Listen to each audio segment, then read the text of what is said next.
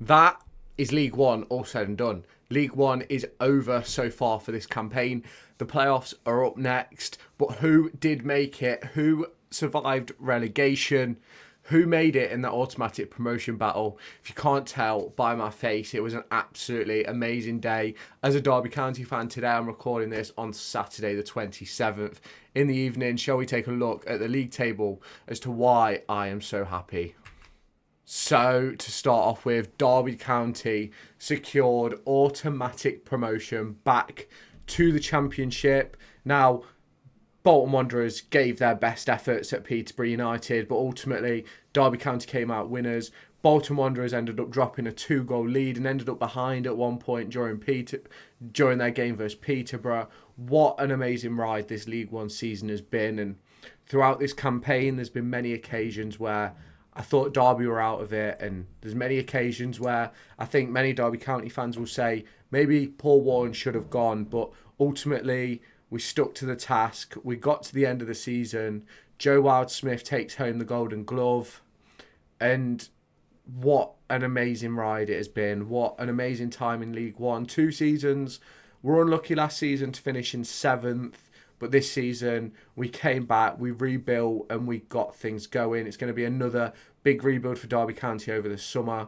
Pompey are going to have to build as well, and whoever makes it through the playoffs. And that did end up being Bolton Wanderers, Peterborough United, Oxford United, and Barnsley. Now, Lincoln City were unlucky on the final day to come up against a very good Pompey side who didn't want to end the season on a low, and Blackpool also lost their game. But if we also scroll down now to the bottom of this league table, we can see that all of the teams in question, apart from Cambridge United, all of the teams in the fight for survival lost their game. Fleetwood beating Burton Albion, Port Vale picking up a draw with Cambridge, Cheltenham Town losing their game as well. So ultimately, it came down to the final day for those teams, but nothing changed. And also at the top of the table, what an amazing experience as a Derby County fan. And if you haven't done so already, make sure you check out my video from yesterday. It's got all the footage of all the on-pitch action after the game. And what, like, I said it after Pompey and I saw their pitch invasion. The last thing that I wanted out of this season was to invade that pitch on the 27th of April, and I got to do that today. But shall we now take a look into the fixtures? There's no particular order in this. We're going to do Derby County first. I've already got a full match review out, which I didn't really talk about the match. I just spoke about promotion and how incredible it's been. But let's take a look into the match, because ultimately it wasn't a great game. If you have not done so already, make sure you hit that subscribe button down below or in this top corner to stay tuned for all my latest football, Formula 1 and whatever content we get up to over the next few months. Make sure you stay tuned for everything. We're going to have Euros content come in, League One reviews, Championship previews, Championship reviews, all sorts coming to the channel over the next few months. So make sure you hit that subscribe button and stay tuned for all my upcoming football and Formula 1 content. So obviously Derby County come away 2-0 victors versus Carlisle United. Max Bird with an absolute screamer early on. James Collins scoring a really nice goal in the second half too. And if we just scroll down, we're going to look at the momentum and everything. We're going to look at the momentum chart here first, and it's crazy. Like, although realistically, I never felt threatened by Carlisle. They had some opportunities, but nothing major. If we go to the stats tab over here and just take a look at that, obviously they had 10 shots, 2 on target, 0.44 XG. I can't remember ever really feeling threatened, and realistically, I don't really think we ever threatened them. We got that early goal and sort of stayed on it. We had some really good opportunities though in the game. Nathaniel Mendez-Lang had a good opportunity. James Collins had a really good one early in the second half. Was unable to put it away. I don't even think he made contact with it, to be completely honest with you. But ultimately, the result is what the result is. Derby County come away 2-0 winners. We go further down, and like most of our XG comes from set plays, which does not surprise me at all. we're very good from set plays, and ultimately that's something that we're going to have to take into next season. If we look at the lineups now, realistically, I didn't think they were playing a five watching the game. I thought they were very much in sort of like a 3-5-2 form. Well, not. I don't even think there was in a 3-5-2. It looked more like a 4-4-2 sort of thing. I thought Kelly put himself about a bit for Carlisle. I thought Mellish had a fairly decent game. Now, ratings obviously won't be heavily in their favour as a result of the result, but a very, very good game for Carlisle, in my opinion. Like, I don't think Derby played that well at all, in complete honesty. Like, I really do think that we weren't very good. We got that early goal from Max Bird, and then it sort of felt as if the occasion got the better of us throughout a lot of the game, throughout large majorities, and obviously Max Bird's final game for the club today. Incredible goal to top it off with Sonny Bradley getting an assist for James Collins. Obviously, could be Collins' final day, could be Wildsmith's final day. There's a lot of players on that team sheet that might not ever play for Derby County again. Obviously, Sibley's out of contract, Bird's moving on, Adams is on loan. He could be on his way back to Cardiff. Collins is out of contract, Corey Smith's out of contract, Wildsmith's out of contract.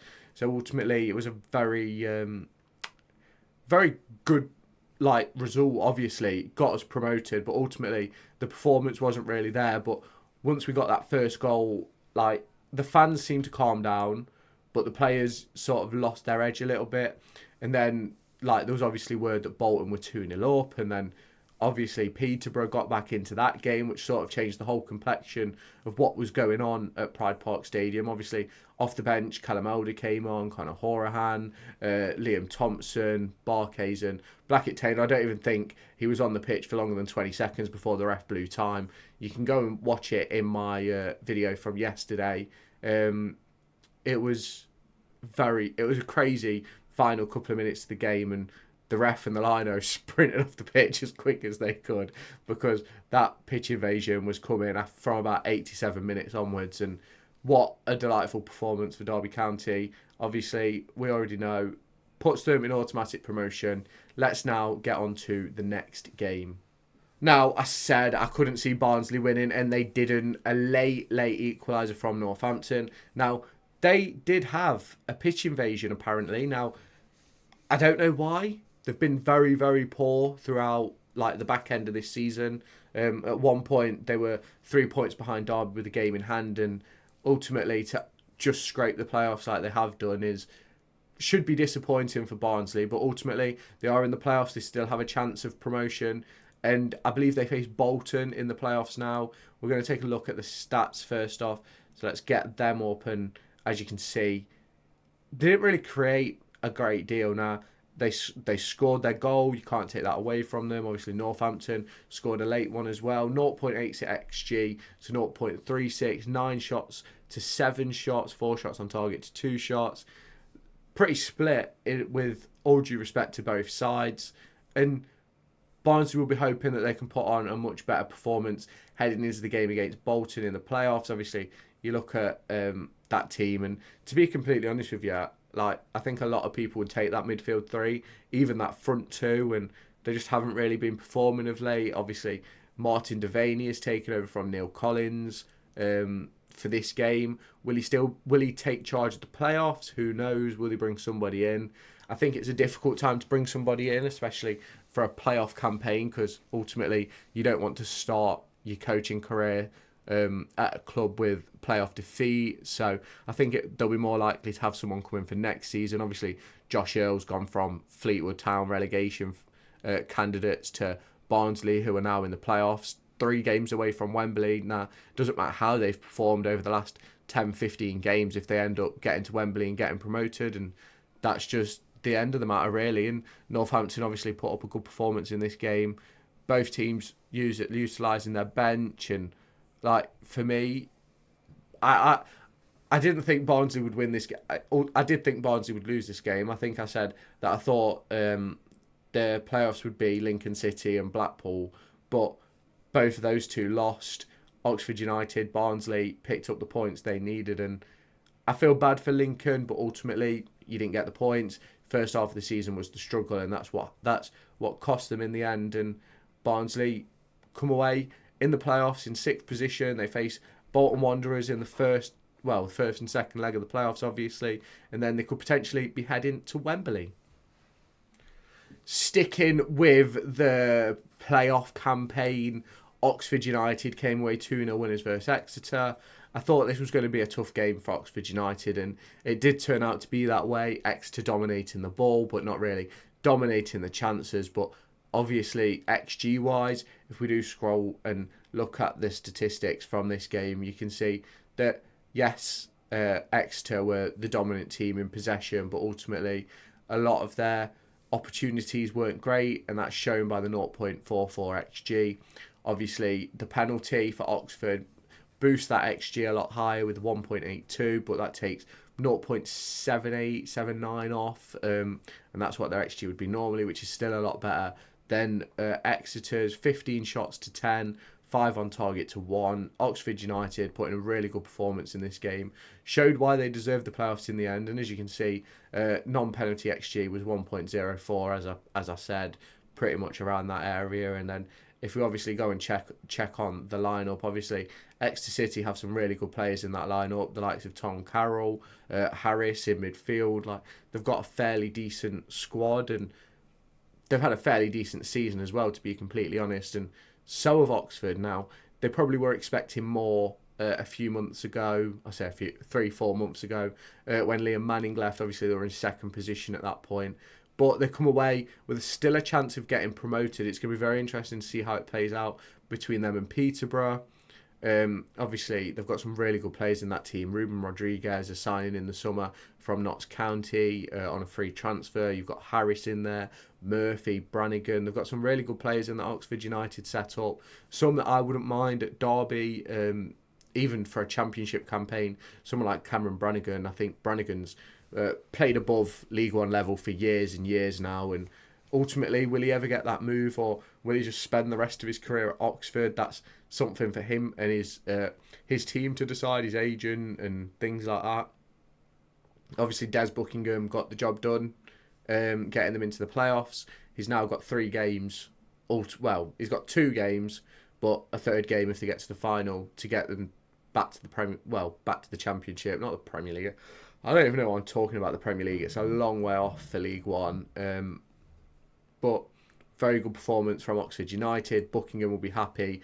Caldwell will be happy with his performance from the Exeter side. Not very creative, but ultimately their season's been over for a while. Losing 2-1 to Oxford United isn't something to grumble about.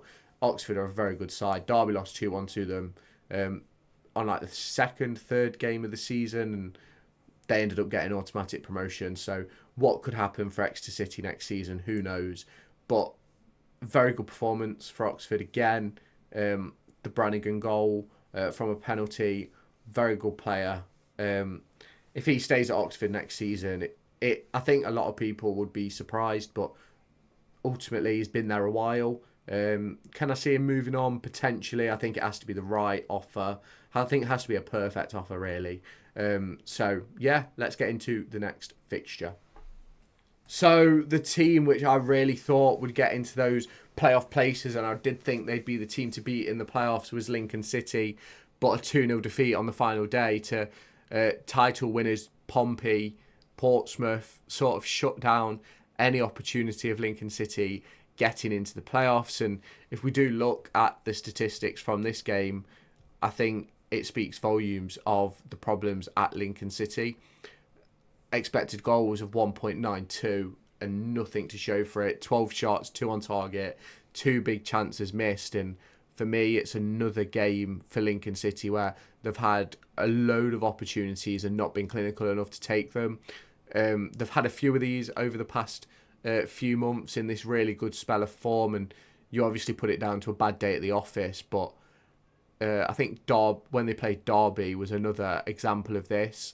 I thought they were excellent, Lincoln City, and I thought Derby were very poor on that day. I think they could have won 4-5-0 versus us that day, and we ended up coming away 0-0 with a 0-0 draw, and it's another game like that. And they've had a very good lineup this second half of the season, and they've had a very good striker in Joe Taylor up front. But again today, unable to find the back of the net.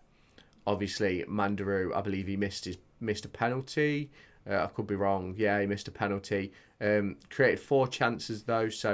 But it's one of those, you've got to take your chances when you get them, especially penalties. John Mousinho is obviously already planning for the Championship. Skubala now will be planning for a return to League One. See if they can build on the consistency they've shown in the second half of the season, because I think they'll probably be third in the league from January onwards, maybe a little bit higher. But they've been a class above this second half of the season, and it's disappointing for them not to come away with at least a playoff place. Jensen doesn't even get Golden Glove, because obviously Joe Wildsmith takes that with his clean sheet versus Carlisle. And Joe Taylor comes away with a 20-goal season across 2 teams and nothing to show for it. Obviously, Pompey picking up some goals with Lane and Pert Harris. Obviously, Pompey have got a lot of work to do over the summer, as have a lot of teams from this division. It's going to be interesting to see, will we see another Ipswich battling straight for promotion to the Premier League? It's going to be very interesting to watch how next season unfolds in the Championship. I will be following along with the Championship. I'm hoping that I'll be able to do League One, Championship and Premier League content throughout that season. So you'll have to keep all up to date with the channel across that. So make sure you do hit subscribe to that. We'll obviously now get into the next game. Obviously, Pompey have had an excellent season. Title winners. I think it speaks for itself. 2-0 up. Fucked it up. Can you say that about Bolton? I think you can. Ultimately, they had the opportunity at automatic promotion today. They had to win. Now, it doesn't matter, really, because Derby came away 2-0 winners in their game, but Bolton found themselves 2-0 up after 10 minutes. Dempsey scored early on, and then Dion Charles scored a penalty after 8 minutes, and you thought at that point, and I'll be honest with you, as a Derby County fan, watching the game that was going on at Derby, I was like, realistically, we're not safe with 1-0 and Bolton are 2-0 up, and it did feel like I was a bit stressed. I was a bit nervous, and spoke about it in my review of the Derby game in the video yesterday. And really, Bolton Wanderers gave themselves an opportunity, and I think once they knew we were winning, I think it completely changed the complexion of the game. I think obviously they still wanted to win the game, because you don't want to go into the playoffs off the back of a loss, and I think it showed with Peterborough too. Obviously went in at half time 2-0 down, ended up 3-2 up half an hour later. Malik Mothersilly,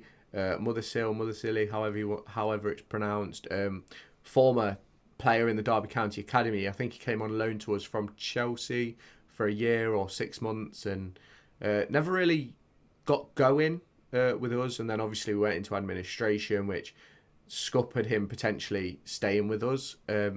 Obviously Randall as well, scoring another goal for Peterborough United. But I think it's a good result for both sides, really.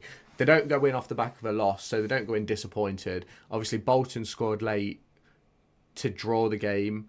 Peterborough came back from 2-0 down, so there's positives to take from both sides of the camp, really. And if we do look at the numbers of this game, if we just get them up here, you look at the numbers, and Posh really should have come away with all 3 points.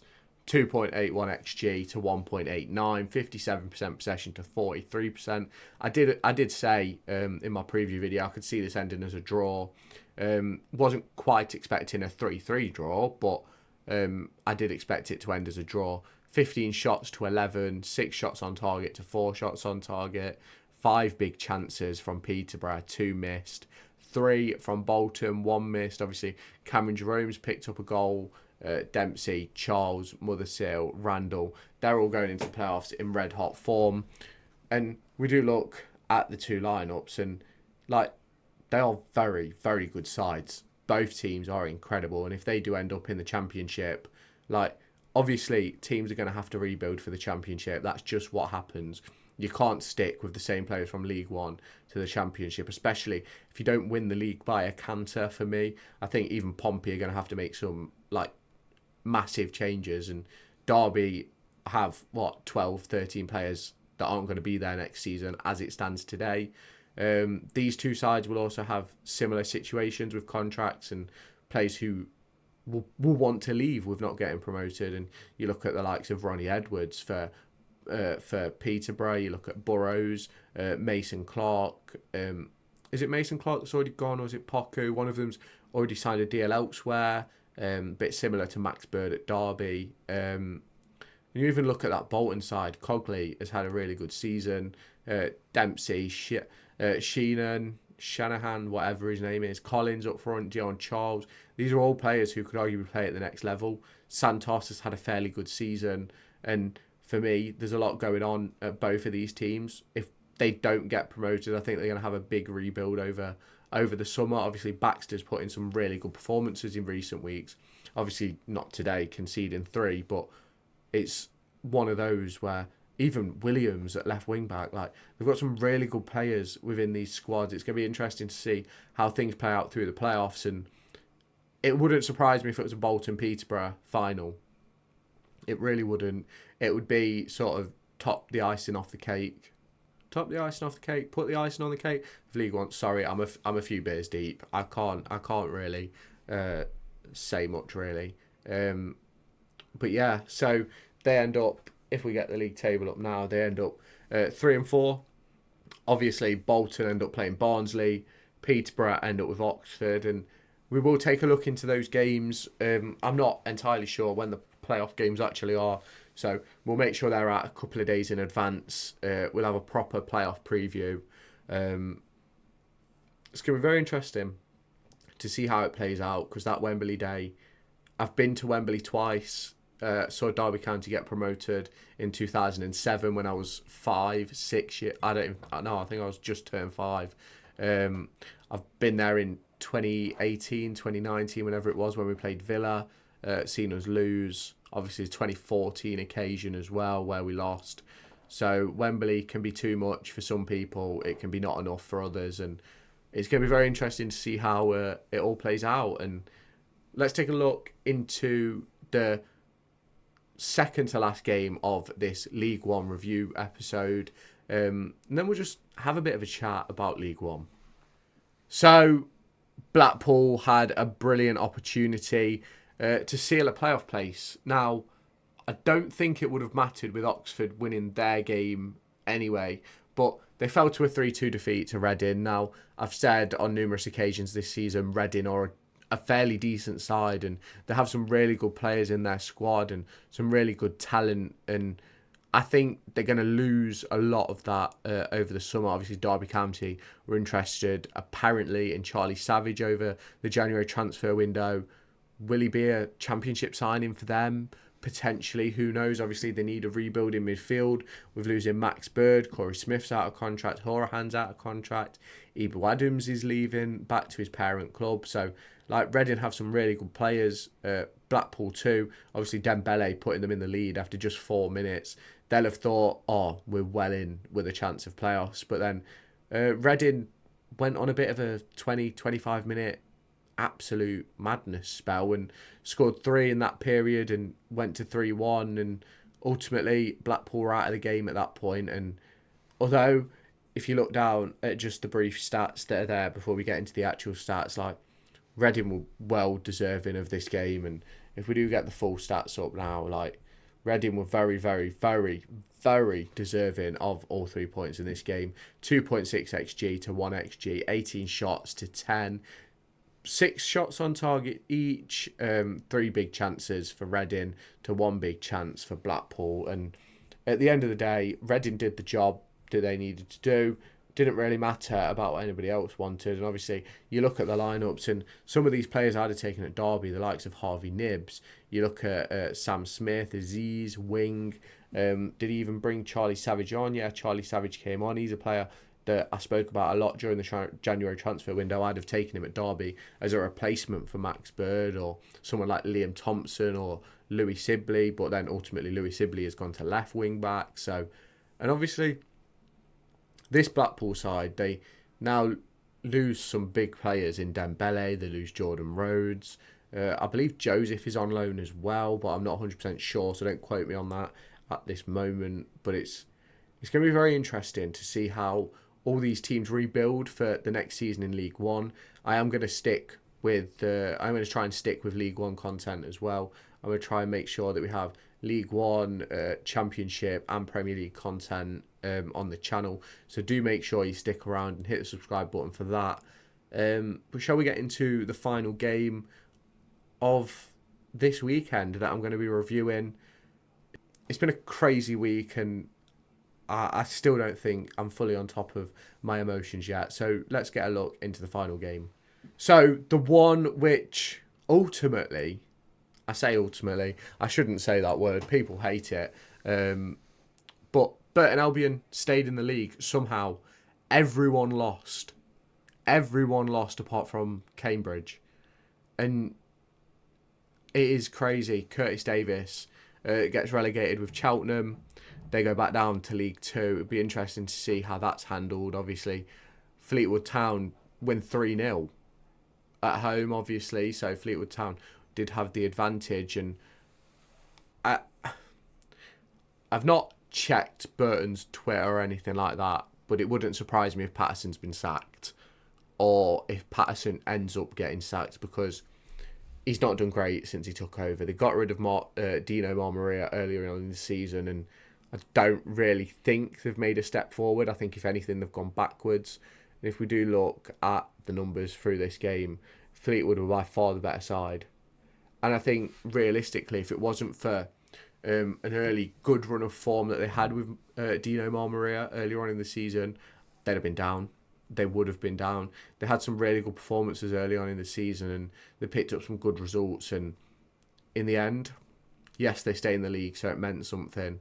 But when you're putting in a performance like this against an already relegated side, when you're battling for your life, losing out on possession, miles down on expected goals, and you don't even have more shots than them. You have less shots on target. You don't even create a big chance. And I think he's going to be very lucky to keep his job.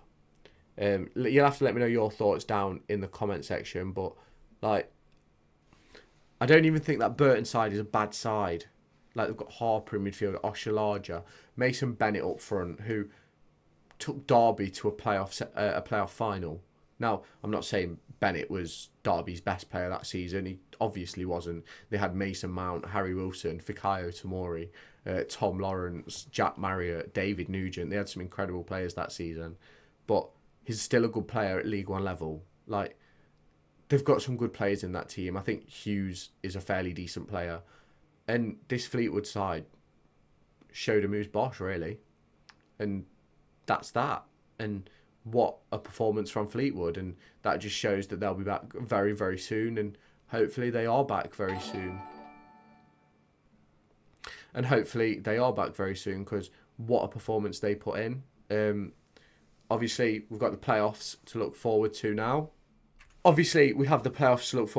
So make sure you do stay tuned to the channel. Make sure you hit that subscribe button down below. Stay tuned to all my latest content. We'll obviously be staying up to date with the Euros once the playoffs are done. And we may even have a bit of a chinwag over the summer about recruitment for Derby County. Take a review of each team's season and previewing their upcoming season, and we'll just go from there, really. So make sure you do subscribe to the channel. Let me know your thoughts about League One down in the comments, and I'll catch you in my next video. Make sure to go and find me on TikTok, pictured here, and Twitter, pictured here. These are the places where I'll keep you all up to date with all my upcoming videos and my thoughts and feelings around the Formula One and football weekend.